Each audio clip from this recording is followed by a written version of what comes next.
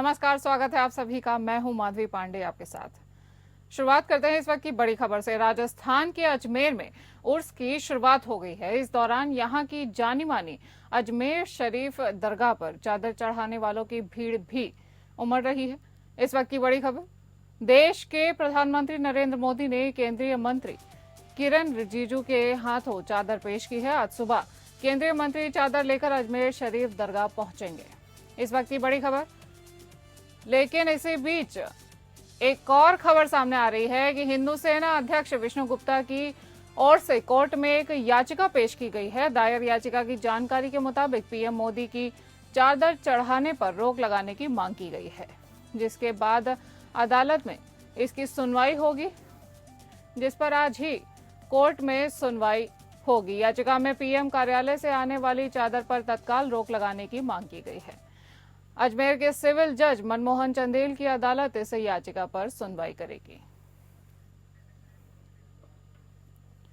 आपको बता रहे हैं इस वक्त की बड़ी खबर, राजस्थान के अजमेर में इस समय उर्स की शुरुआत हो चुकी है और इस दौरान यहां पर चादर चढ़ाने वालों की भी भीड़ देखने को मिल रही है। देश के प्रधानमंत्री नरेंद्र मोदी ने केंद्रीय मंत्री किरण रिजिजू के हाथों चादर भी पेश की है। आज सुबह केंद्रीय मंत्री चादर लेकर अजमेर शरीफ दरगाह पहुंचेंगे। लेकिन इसी बीच एक और खबर ये सामने आ रही है कि हिंदू सेना अध्यक्ष विष्णु गुप्ता की ओर से कोर्ट में एक याचिका पेश की गई है।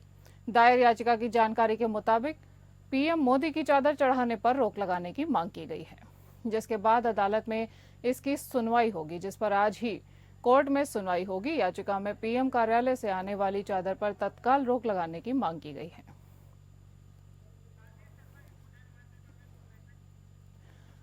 हमारे input head Rajeev Sharma phone line पर जुड़ गए हैं। राजीव जी, क्या है पूरा मामला? क्या चादर चढ़ाने पर रोक लगाई जाएगी या फिर ये चादर चढ़ेगी? जी जी जी माधवी, देखिए, ऐसा हिंदू सेना के जो अध्यक्ष हैं विष्णु गुप्ता, उन्होंने अपनी अर्जी में कहा है, जो उन्होंने प्रार्थना पत्र दिया है अजमेर कोर्ट में, उन्होंने उसमें कहा है कि साहब की ये जो अगर प्रधानमंत्री की चादर चढ़ाई जाती है तो जो हमारा विवाद है कोर्ट में पड़ा हुआ है, इससे हमारी न्यायिक स्वतंत्रता और निष्पक्ष सुनवाई के अधिकार को इसमें बाधा पहुंचेगी। इसलिए जब तक ये याचिका जो हमने पहले डाली हुई है वो जब फाइनल नहीं हो जाती है, तब तक प्रधानमंत्री की ओर से जो चादर भेजी गई वो ना चढ़ाई जाए। उन्होंने कहा कि प्रधानमंत्री एक प्रभावी व्यक्ति हैं, एक संवैधानिक पद पर बैठे हुए व्यक्ति हैं, और वो अगर इस समय ये चादर भेजते हैं तो इससे हमने जो आंदोलन चलाया हुआ है वो कहीं प्रभावित हो सकता है। इससे जो कोर्ट में कार्रवाई चल रही है वो प्रभावित हो सकती है। लेकिन जहां प्रश्न होता है कि क्या चादर चढ़ाई जाएगी या नहीं, तो माधवी, आज कोर्ट इस पर फैसला करने वाली है, और चूंकि यह मामला सब जुडिस हो गया है तो हो सकता है कि चादर चढ़ाने में जो देर हो सकती है जो प्रधानमंत्री की ओर से भेजी गई है। लेकिन संभावना ऐसी है कि ये जो अपील दायर की गई है शायद उसको आज जो नल एंड वॉइड घोषित कर दिया जाए, ऐसी संभावना है, ऐसा माना जा रहा है। लेकिन हाँ, एक ये जो खबर है वो पूरे देश में चर्चित है और ये चर्चा का विषय फिर से बन गया है अजमेर शरीफ, जब से इन्होंने विष्णु गुप्ता ने ये अदालत में याचिका अपनी लगाई है। जी माधवी, तमाम जानकारी के लिए धन्यवाद राजीव जी।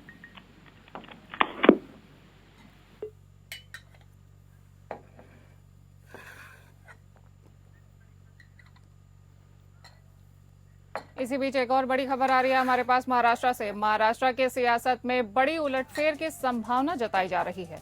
महाराष्ट्र के गृह मंत्री योगेश कदम ने बड़ी भविष्यवाणी की है कि शरद चंद्र पवार की पार्टी के महायुति महागठबंधन में एनसीपी के नेता शामिल होंगे। उनके होने की संभावना है, उनके शामिल होने की संभावना है। उनके इस बयान से राजनीतिक गलियारे में तरह तरह की चर्चाएं शुरू हो गई हैं। क्या निकट भविष्य में एनसीपी पार्टी के सत्ता पक्ष और विपक्ष दोनों गुटों में सुलह हो जाएगी? अब ये देखना अहम होगा, क्योंकि एनसीपी नेता शरद चंद्र पवार पार्टी प्रमुख शरद चंद्र पवार को लेकर सकारात्मक प्रतिक्रिया दे रहे हैं। इसलिए शरद पवार और अजीत पवार के फिर से एक साथ आने की चर्चाएं तेज हो गई हैं। वैसे भी अगर ऐसा हुआ तो क्या उप मुख्यमंत्री अजीत पवार सत्ता छोड़कर शरद पवार के पास जाएंगे या शरद पवार विपक्षी महाविकास अघाड़ी को छोड़कर सत्ता में भागीदार बनेंगे? ये भी एक अहम सवाल है। दिलचस्प बात यह है कि इसे लेकर शिवसेना नेता और गृह राज्य मंत्री योगेश कदम ने बड़ा बयान दिया है। उनके इस बयान ने कई लोगों की भौहें चढ़ा दी हैं और उन्हें चौंका दिया है।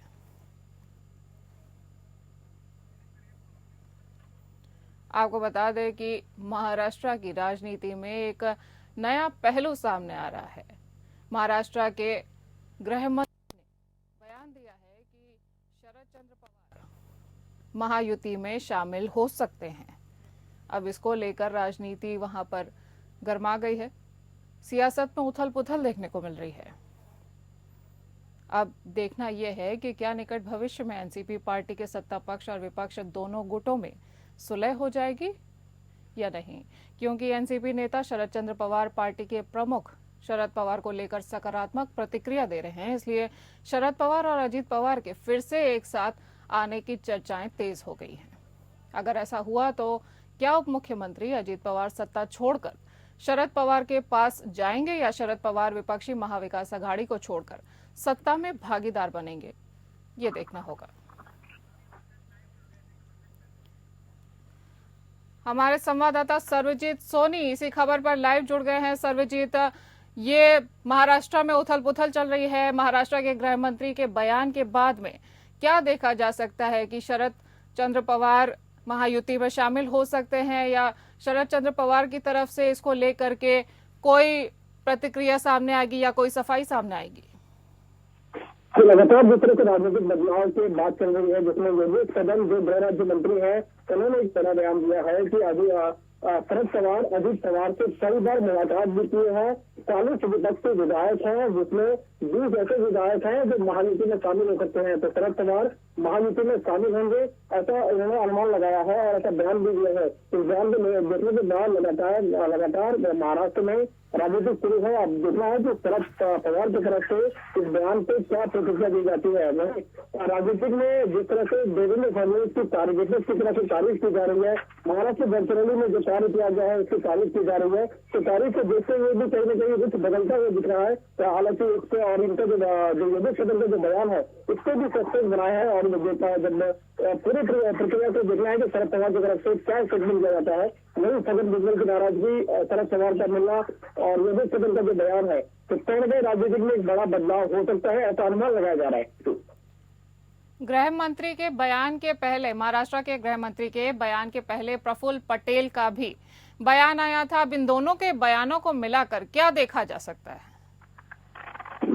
जिस तरह से योगेश कदम के बयान के पहले ही कई बार ऐसा उम्मीद जताई गई है कि अपना शरद पवार और अजीत पवार एक हो जाए। हालांकि रामदास अठावले ने भी बोला है और केंद्रीय मंत्री अठावले ने भी बोला है और उससे पहले सुब्रत काई ने भी बोला है। तो कई ऐसे राजनेता हैं जिन्होंने ऐसा बयान दिया है कि जो है शरद पवार और अजीत पवार मर्ज हो जाए, एक ही पार्टी में मर्ज हो जाए, ऐसा बताया जाए। लेकिन अभी तो जिस तरह सस्पेंस लगातार सस्पेंस जारी है और ऐसे नए नए बयान तो आ रहे हैं। देखना कि शरद पवार की तरफ से क्या स्टेटमेंट दिया जाता है। तमाम जानकारी के लिए धन्यवाद। मुख्यमंत्री योगी आदित्यनाथ शनिवार को मिल्कीपुर के एक दिन के दौरे पर रहेंगे। सीएम योगी आचार्य नरेंद्र देव कृषि एवं प्रौद्योगिकी विश्वविद्यालय कुमारगंज के दौरे पर आ रहे हैं। यहां कार्यक्रम के बाद भाजपा कार्यकर्ताओं के साथ संवाद भी करेंगे। कृषि मंत्री और जनपद प्रभारी सूर्य प्रताप शाही, कैबिनेट मंत्री स्वतंत्र देव सिंह, सहकारिता मंत्री जेपीएस राठौर भी इस समय मिल्कीपुर चुनाव की जीत की बिसात बिछा रहे हैं। मुख्यमंत्री योगी आदित्यनाथ मिल्कीपुर के एक दिन के दौरे पर भाजपा कार्यकर्ताओं और पदाधिकारियों से संवाद स्थापित कर प्रदेश में हुए उपचुनाव में मिल्कीपुर की जीत को लेकर मिल्कीपुर उपचुनाव में भी दोहराने की सीख देंगे। भाजपा पूरी ताकत मिल्कीपुर विधानसभा क्षेत्र में झोंक चुकी है। हालांकि अभी उपचुनाव की घोषणा नहीं हुई है। माना जा रहा है कि खरमास के समाप्त होने और मौसम के सुधरते ही चुनाव की घोषणा कर दी जाएगी।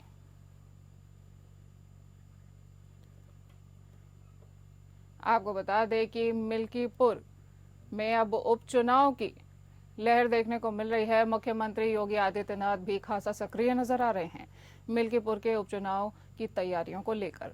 सीएम योगी आचार्य नरेंद्र देव कृषि एवं प्रौद्योगिकी विश्वविद्यालय कुमारगंज के दौरे पर आ रहे हैं। यहाँ कार्यक्रम के बाद भाजपा कार्यकर्ताओं के साथ वो संवाद भी स्थापित करेंगे। हमारे विशेष संवाददाता आनंद सिंह फोन लाइन पर जुड़ गए हैं। आनंद सिंह, मिल्कीपुर के चुनाव को लेकर के क्या देखा जा सकता है? भाजपा की क्या तैयारियां हैं? अब तो योगी आदित्यनाथ भी सक्रिय नजर आ रहे हैं।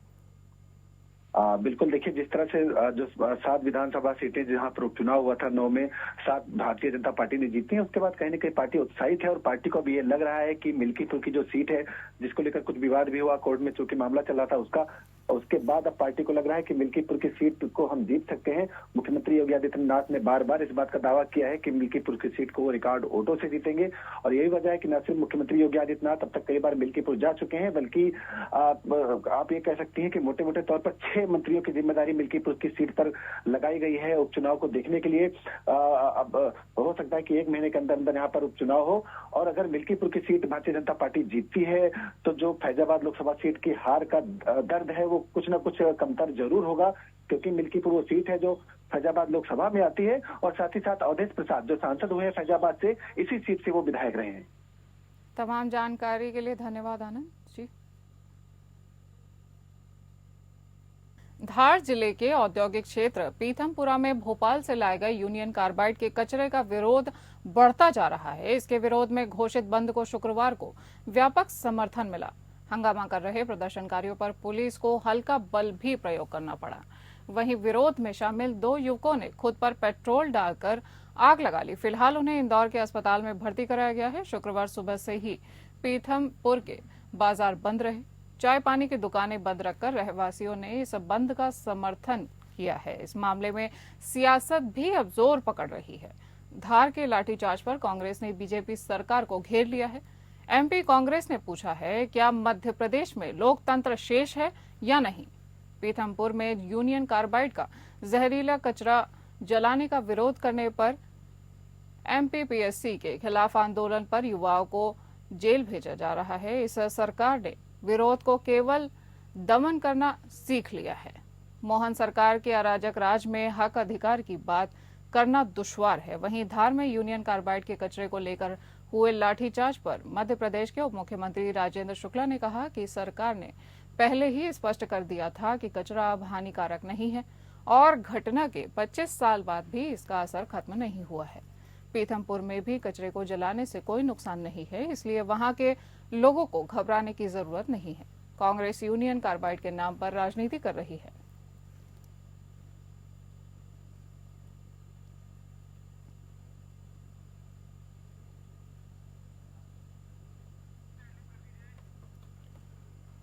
आपको बता दें कि यूनियन कार्बाइड के कचरे को लेकर अब पीथमपुरा में सियासत जोर पकड़ रही है।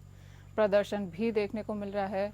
धार जिले के औद्योगिक क्षेत्र पीथमपुर में भोपाल से लाए गए यूनियन कार्बाइड के कचरे का अब विरोध इस कदर बढ़ता जा रहा है कि इसके विरोध में घोषित बंद को शुक्रवार को व्यापक समर्थन मिला है। हंगामा कर रहे प्रदर्शनकारियों पर पुलिस को हल्का बल भी प्रयोग करना पड़ा। वहीं विरोध में शामिल 2 युवकों ने खुद पर पेट्रोल डालकर आग लगा ली। संतोष सिंह हमारे संवाददाता लाइव जुड़ गए हैं हमारे साथ। संतोष, क्या है पूरा मामला?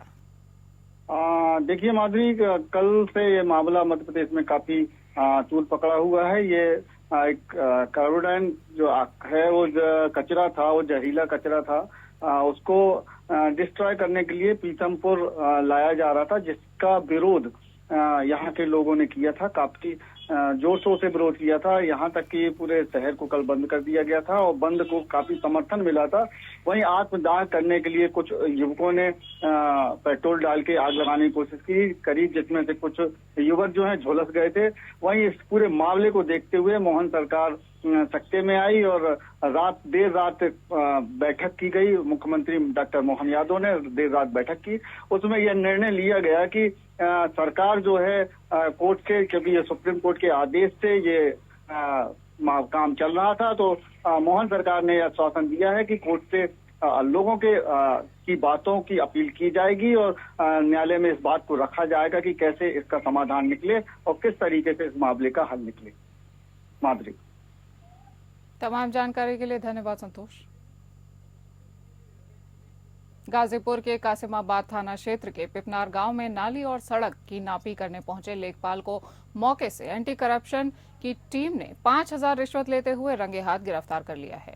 लेखपाल के गिरफ्तार होने की सूचना पर लेखपाल संघ गाजीपुर के सैकड़ों लेखपाल गुरुवार की शाम 8 बजे सदर कोतवाली पहुंचे, जहां पर लेखपाल श्याम सुंदर के पक्ष में एंटी करप्शन की टीम पर आरोप लगाते हुए फर्जी तरीके से गिरफ्तार करने की बात कहते हुए कोतवाली के गेट पर धरना प्रदर्शन करने लगे। इस दौरान लेखपालों ने एंटी करप्शन और सदर कोतवाल के खिलाफ नारेबाजी की। इस दौरान लेखपाल संघ के अध्यक्ष रमेश राम ने बताया कि ग्राम पिपनार में हमारे लेखपाल भाई श्याम सुंदर ग्राम प्रधान और ग्रामीणों के बीच जमीन की नापी कर रहे थे। एक हाथ में गुनिया और दूसरे हाथ में उनके खसरा था। उस दौरान लेखपाल की जेब में किसी ने गलत ढंग से पैसा डाल दिया, जिससे उनको एंटी करप्शन की टीम गलत ढंग से उठा लाई। इस दौरान हमारे प्रतिनिधिमंडल लेखपाल से मिलने जा रहे थे कि कोतवाल द्वारा उनको मिलने की अनुमति नहीं दी गई। इससे साफ लग रहा है कि कोतवाल भी इस मामले में शामिल है और एंटी करप्शन द्वारा हमारे भाई को गलत ढंग से फंसाया जा रहा है।